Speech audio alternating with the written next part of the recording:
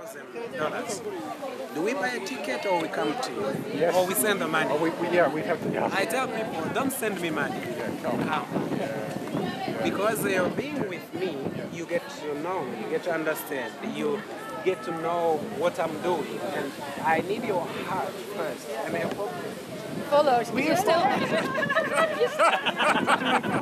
Do you have a little card with your... Yes, I have it. I think it was his last one he had on. I even do have a brochures and things like that. I did not expect to meet The text are summarized for the sanctions absolutely because of these wars and the problems. They put us under sanctions. That small airport, so it was empty, nothing, and the grass started to grow, and it was very dirty. We went there. I used to take teams of young people from colleges and schools to pray for the airport, for all the roads leading to Bujumbura. We prayed, saying, Lord, open doors for this country. During those years, we prayed, cried, God, open doors, send people to us, and having you here is an answer to my prayers, to our prayers, because being here is healing. You know, I go to Rwanda, you find Americans, Canadians, it's packed. But in Burundi, you go, it's only one place, like it's called Bora Bora and Aroma. Yes. They have good coffee. Because two places you find, you will say, oh, this is now how many internationals in Burundi. Those are the ones. there has to be something tangible as well. Because I feel if we were just tourists, just looking, that would be useless. So there has to be. You know, we don't want to come here just to be voyeurs. Just to be looking at you know. It does not take us a long time to discover if you are just a tourist or you're coming with a good heart. Good, I like it. Here, there are not many really attracting things like safaris in Kenya. We know who come to Burundi, they are sent by God. Yeah. I don't doubt you here. I know we prayed for you, and God is sending you to this country. And being here, stepping your feet on the soil, it's a blessing. Believe in me, don't count how many dollars you brought. Being here, it's a blessing to this country. I think from our perspective, it feels that we're learning. We're learning so much. And That's our prayer. I'm not just saying that. I mean that. We've been speaking together about what the experiences have been for us, and we feel we're receiving. We're not giving. Actually, that's another answer to prayer, because we say, Lord, those people will come. Use us, help us to be a blessing to them. My experience has been it's a win-win. When people come, I receive many volunteers, young people who come and spend 6 months, they go back crying. At the airport, it's always a difficult thing to say bye-bye to them, and their lives have changed forever. Like now I'm starting to receive those who started to come next. Yes. 23rd, it's this week.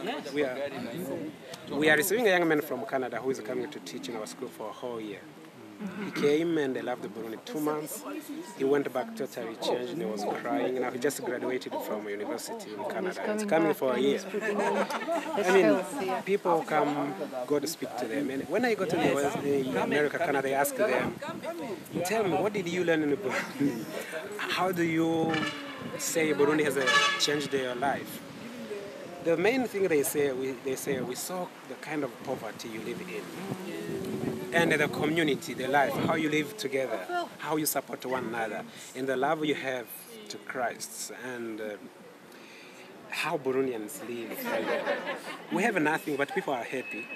In the West, you find young people, young people we serve their ages. They are not as happy as our kids are. No, they have all the gadgets, they have everything, but they they're talked not about happy. shoes. I only put shoes on my feet when I went to high school. Even the little children. Yeah, we work like that. But even them, they are happy and smiling. I think there are some lessons we can teach the world.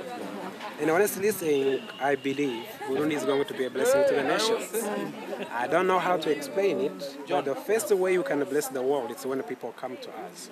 It's not easy for us to travel and go, but today people have to come to us and they see.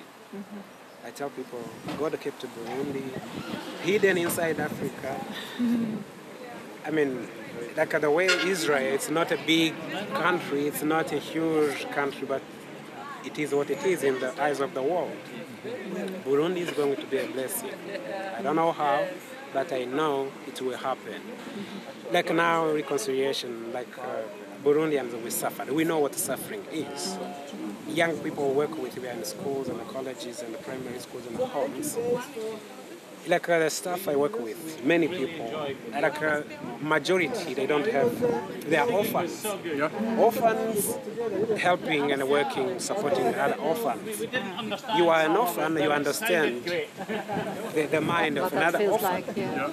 A lot of suffering is in this country, and we can teach the world. It does not matter in the West, people look nice outside, whether there is suffering going on. Sometimes I tease in the churches in the West that the devil who's working in Burundi is the same working in America. But I prefer the devil working in Burundi because somehow, in between brackets, because the things are very obvious here.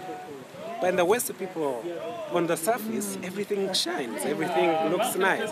But it's easy to fight an enemy which is very obvious than something sneaky and hidden. Yeah, I'm thinking now that's how one of the ways we can help people and teach them, because we know how to suffer and to survive. Like you talk about the languages. In Burundi, if you speak one language, it's very hard. Life will be tough. We have to learn Swahili, we have to learn French, we have to learn English. It's a survival. But other places, you can just speak one language and live. It's frustrating not being able to communicate with some people, like the children. Communicate with your heart.